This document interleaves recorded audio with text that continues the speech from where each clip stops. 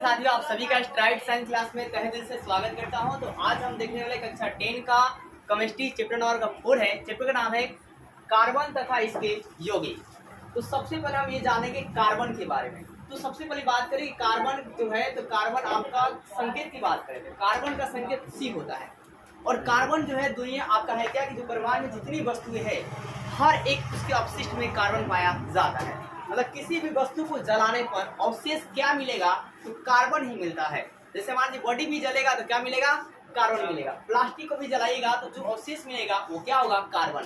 बांस को भी जलाइएगा जो राख मिलेंगे, जो केल्प मिलेंगे वो क्या होगा, तो कार्बन होगा। मतलब हर एक ऑब्जेक्ट का जो अवशिष्ट पदार्थ होगा वो क्या होगा, कार्बन होगा।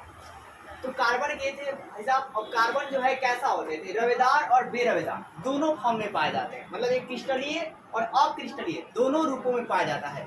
यानी कि इसके जो घटक होते हैं, जो कंपोनेंट होते हैं, वो नियमित क्रम में भी सजे होते हैं और अनियमित क्रम में भी होते हैं। रेगुलर भी होते हैं, इरेगुलर भी होते हैं। कार्बन जो है वर्ग संख्या कितना पाया जाता है, तो वर्ग नंबर 14 का ये सदस्य है। और आवर्त संख्या कितना का है, तो 2 का। ये बात कैसे पता चलेगा, तो इसकी इलेक्ट्रॉनिक विन्यास होती है। अगर sp/df के आधार पर बात करें तो 1s2 2p और 2s2 और 2p4। तो पहली कक्षा में 2 और दूसरी कक्षा में 2 दूना कितना है, 4 है। तो इसलिए ये किस वर्ग में, किस वर्ग में पाया जाता है, तो वर्ग नंबर 14 में पाया जाता है। इसके संयोजी सेल कितने होते हैं, 4 होती है। इसकी संयोजकता भी कितनी होती है, 4 होती है। इसके बाहरी कक्षा में कितने इलेक्ट्रॉन होंगे, तो 4 होते हैं। अब इसके बाद ये जो आपका है दोस्तों, इसकी प्राप्ति किस अवस्था में होती है, ये मुक्त अवस्था में भी पाया जाता है और संयुक्त अवस्था में पाया जाता है। मुक्त अवस्था मतलब फ्री अवस्था में पाया जाता है और किसी से ये रिएक्शन भी करता है। मुक्त अवस्था में आपका 3 रूप में पाया जाता है, जैसे हीरा में, ग्रेफाइट में और कोयला में। इन तीनों पर कोई असर किसी का नहीं पड़ता है, इसलिए ये मुक्त अवस्था में पाए जाते हैं। जैसे कि हीरा, तो हीरा पर किसी पदार्थ का असर नहीं पड़ेगा, ना ही एसिड का पड़ता है, ना ही किसी बेस का पड़ता है। जब आपसे सवाल पूछे जाते हैं कि दुनिया का सबसे कठोरतम पदार्थ कौन सा है, तो हीरा है। और हीरा में भी कौन सा हीरा है, तो बूट नामक हीरा है, जिसे काला हीरा भी कहेंगे। और दूसरा क्या है, ग्रेफाइट। और तीसरा क्या है, कोयला। और तीनों का सिंबल की बात करेंगे, हीरा का सिंबल क्या होगा, ग्रेफाइट का सिंबल क्या होगा, कोयला का सिंबल क्या होगा। तो इन तीनों का जो सिंबल होता है वो सी ही होता है। क्या होता है, सी। अब दूसरा आपका संयुक्त अवस्था के, संयुक्त अवस्था।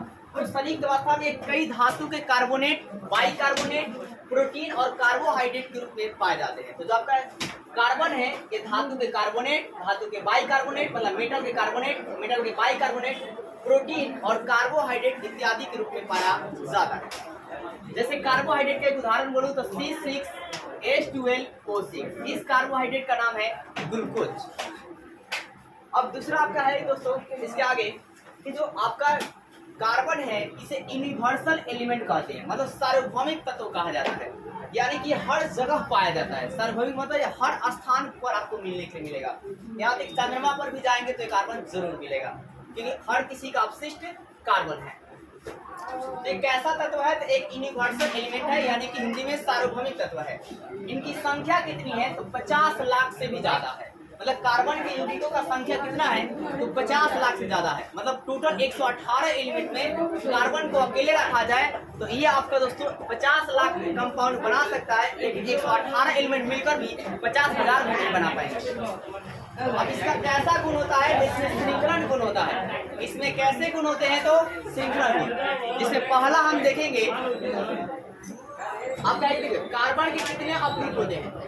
तो सबसे पहले आप ये बताओ कि कार्बन का अप्रूप किसे कहा जाएगा। कार्बन के अप्रूप, सबसे पहली बात है अप्रूप किसे कहा जाता है, किसी भी पदार्थ का रासायनिक गुण समान होता है और उसका भौतिक गुण अलग अलग होता है, तो उस पदार्थ का अप्रूप कहते हैं।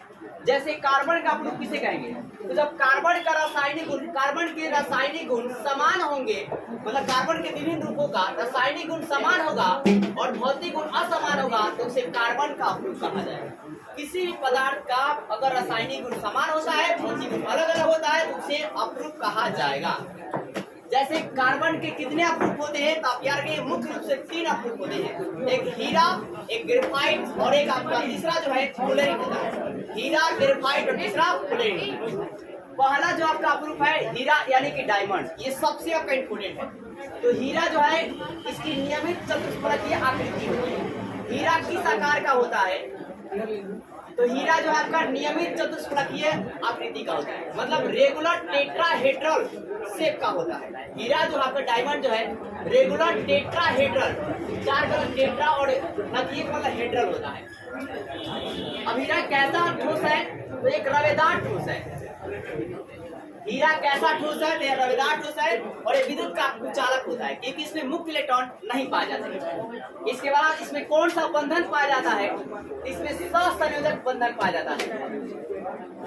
इसमें सहसंयोजक बंधन यानी कोवैलेंट बॉन्ड जो है पाया जाता है। इसकी प्राकृतिक स्रोत क्या है?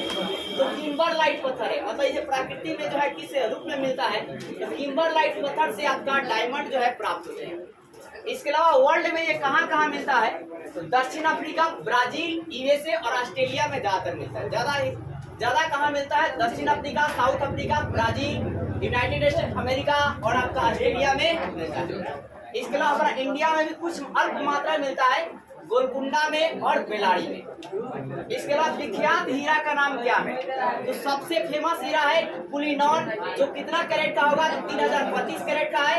दूसरे नंबर का होप है 445 कैरेट का और तीसरे नंबर का है कोहिनूर, यह 186 करोड़ है।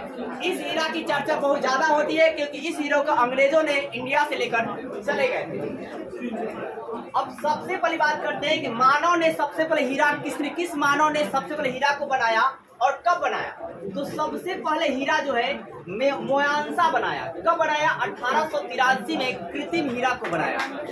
इसी प्रकार शुद्ध हीरा जो आपका प्योर हीरा है इसमें ये पारदर्शक होता है, मतलब इसमें लाइट आर पर चली जाएगी और इसका जो है कलर कैसा होगा? तो रंगीन। कोई कलर हीरा में नहीं होती है शुद्ध हीरा में, लेकिन इसमें अशुद्धियां पाई जाती है और उसी अशुद्धि के कारण ये रंगीन हमें दिखाई देते हैं। अब रंगीन में बहुतों तरह के दिखाई देते हैं और जब ये काले कलर का जो दिखाई देता है उसे गोट कहते हैं और गोट जो है सबसे अधिक कठोर होता है।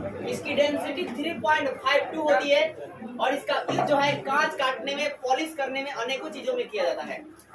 और आप कहें कि मतलब कांच काटने में जैसे लोग बोलते हैं कि कांच काटने में हीरा का उपयोग करते हैं, नहीं बल्कि हीरा के अशुद्धि का उपयोग करते हैं जिसे काला हीरा या कार्बोनिडो कहा जाता है। अब इसका अपवर्तनांक कितना होता है? मी का मतलब यहाँ अपवर्तनांक है, अपवर्तनांक होता है 2.417 होता है। और ये जो हीरा चमकता है, हीरा क्यों चमकता है? तो टोटल इंटरनल रिफ्लेक्शन के कारण जो है हीरा का चमकता है, यानी कि प्रकाश के पूर्ण आंतरिक परावर्तन के कारण ही हीरा चमकता है। अब हीरा को देखिए, अगर 800 डिग्री सेल्सियस पर अगर आप गर्म करते हैं तो हीरा कार्बन डाइऑक्साइड गैस देगा और इसी हीरा को बहुत ज्यादा गर्म कर देते हैं 2500 डिग्री सेल्सियस पर, तो हीरा नहीं रहेगा, ग्रेफाइट बन जाएगा, आपके लिए कोई काम नहीं करेगा। मतलब थोड़ी सी मिस्टेक में आप हीरा को खो सकते हैं।